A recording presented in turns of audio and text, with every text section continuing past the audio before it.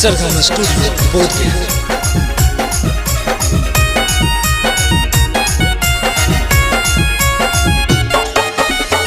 देनी शादी कहडावा कनौला भरावा, देनी शादी कहडावा कनौला भरावा।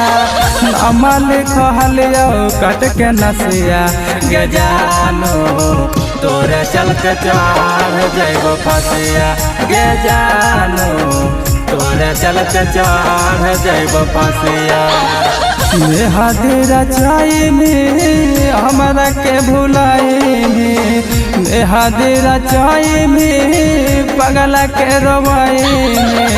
रुक जइतो यारा के ससिया गे जानो, तोरे चलते चढ़ जइबो फसिया गे जानो, तोरे चलते चढ़ जइबो फसिया।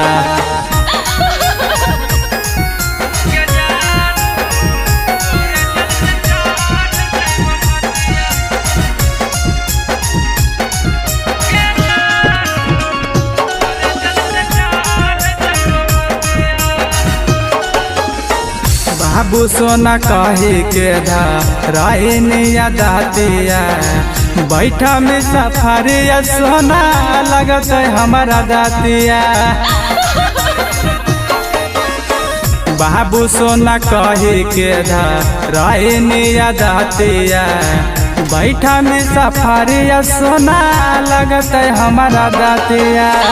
भेमी हमारा गाम गे बेवफा सनम गे, भेमी हमारा गाम गे बेवफा सनम गे। नैना हमर करतो तोर तलसिया गे जानो, तोरे चलते चढ़ जइबो फसिया गे जानो, तोरे चलते चढ़ जइबो फसिया।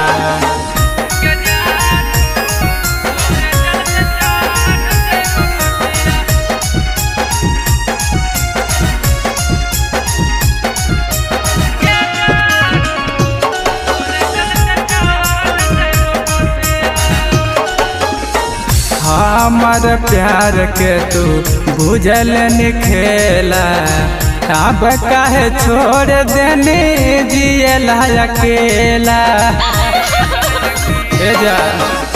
हमर प्यार के तू बुझल निखेला, अब काहे छोड़ देनी जियला अकेला।